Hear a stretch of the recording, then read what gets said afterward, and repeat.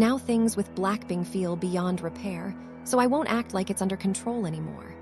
In my most recent clip, I claimed the members were holding their ground. Turns out, that belief crumbled fast.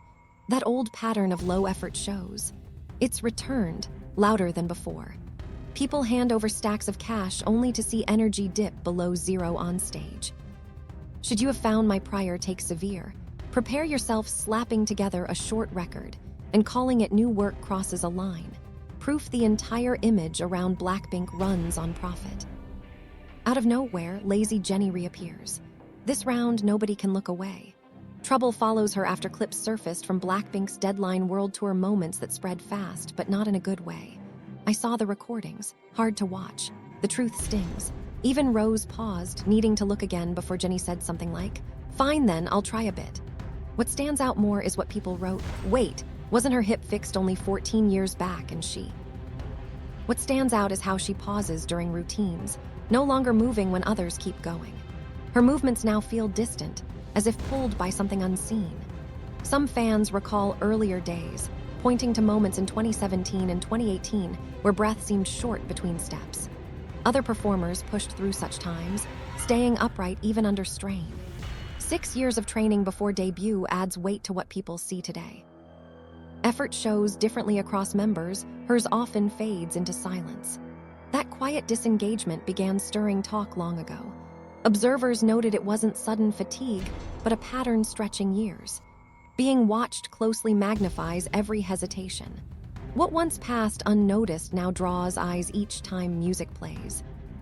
Years have passed since the injury and operation on her ankle, yet nothing has changed. Still sloppy, still off. People in the crowd name it without pause, rude. With tickets costing so much and some arriving from far places, basic effort should be expected. Yet Jennie offers less than that today. Not long ago, I spoke up for her. Claimed the group delivered solid shows, stayed sharp. That spark, it never lasted. My mistake. What stirs the anger deeper, though, Jennie on her own has done astonishing work. Solo albums that hit hard, outfits that redefine bold, deals with labels and designers falling into place like clockwork. Alone, she moves without limits. Raw skill, sharp presence. The full package, really. Yet shift her beside the others and it dims. One moment she's engaged, then like a light turning off, she seems distant, drained. Maybe it's because. Easy to see. Her heart's no longer in it. Not fatigue. Not a rough patch. A person already gone inside, yet still required by agreement to appear.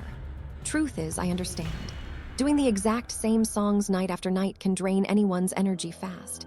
Yet letting that slide into careless shows isn't fair to those who show up hopping for more. What really sparked backlash toward Jennie lately wasn't just that. Another spark lit the fire. That moment they called the shoelace thing at Blackpink's deadline show. There was a clip spreading fast, fans saying it caught Jennie acting harsh, pushing workers to knot her laces. Truth. The uproar twisted things more than needed, and here comes why. To start, let's look at the real sequence. Midway through the song, a loose strap on Jennie's shoe gave way without warning. On her own, she attempted a quick repair, yet it became clear almost at once. Only then did it hit her. She had to reach out. This is exactly when the backlash lost all sense. Staff members faced sharp words, her face showed strain, critics pounced. Yet step back just briefly and examine what actually happened. Sound levels at concert halls can be extreme. Picture giant amplifiers sending tunes across huge crowds. Workers on site often have headsets covering their ears. When noise fills every corner like that, speaking becomes nearly impossible. Out loud with big hand movements, just to get simple points across. It grinds on me. Folks grab a sliver of video, then spin it into some story about Jennie acting spoiled. Yet flip to another view of that moment, and there she is, face lit up, chatting kindly with the worker who fixed things. A glitch hit during a show, bright lights watching, crowds screaming, tech failing, all while she kept going. Looking on. Yet Jennie's not alone in the thick of things. Across social media, reactions flare as Lisa steps into spotlight wearing looks some call bold, short slicing high on the leg, fabric hugging close under arena lights. Conversations split online. Some shrug. Others argue the choices cross lines they didn't expect at a Blackpink show. In Paris mid-tour, she spins on stage in a skirt so brief it stirs murmurs through feeds and forums. Was it fitting? Did it fit the moment? Voices rise both ways. Though truth is, my opinion doesn't weigh here. She picks her own outfits there. Yet what stood out most was how everyone, no matter age, could attend their show in Paris, making some wonder if those kinds of acts fitted events families go to together. Hold on, things took an even odder turn. The previous clip touched on whispers circulating about a complete record arriving soon. Turns out, the earlier gossip wasn't true. Now people say Blackpink will drop a small album in November, featuring Jump along with maybe 3 or 4 fresh tracks. Just to clarify once more, 3 years passed since their last group release. Fans waited forever, it seemed. Tour seats cost a fortune, yet what arrives now is just a short record. It includes 1 track people know already. A proper album never showed up. Instead, 6 songs appear like leftovers on a plate. Nothing feels new except the packaging. Charging high amounts while offering little, some might call that clever. Others see only profit behind familiar tunes. When effort fades but prices stay high, trust slips quietly away. For sure, hunger isn't the issue here, when loyalty means people grab every item just because it carries that familiar stamp. Effort fades when demand stays strong without it. Full portions feel less necessary if an empty plate still sells out. Satisfaction often shows up even before the first bite. Leftovers, YG treats blinks like walking cash machines instead of people who care about real music. Because fans keep making excuses, this won't stop anytime soon. Here comes a truth many blinks will dislike, yet it's long overdue. At this moment, the group itself hasn't earned such massive recognition. Just the solo acts stand apart. Success comes easily to each of these women, yet fame as a team slips away. Though strong alone, together they fade from memory. A quiet shift has happened over time. Out there, you'll find loads of K-pop acts stuck in rehearsal rooms non-stop, putting out solid tracks without pause. One after another pours energy into shows, honors listeners through actions, not slogans. Leaves everything on stage each time. Some drop more than 2 records annually, shift sounds like weather changes, stay close to supporters like old friends. These crews grind just as hard, yet only catch shadows compared to Blackpink's spotlight. Fairness? Missing. Effort isn't the measure here. What counts is when they launched, how they're sold, who pushes them. Early wins snowballed into lasting fame. From 2016 to 2020, Blackpink earned respect through just a few standout tracks. Yet after those years, momentum slowed, new material became rare, stage energy dipped, fan loyalty was taken as given. Before jumping to defend them online, pause. Would any other act get away with stages lacking effort? Suppose another idol acted like Jennie lately. Imagine members behaving towards supporters how some in Blackpink or WG do. What then? One person might build their own fan base, stepping away from how things were at first.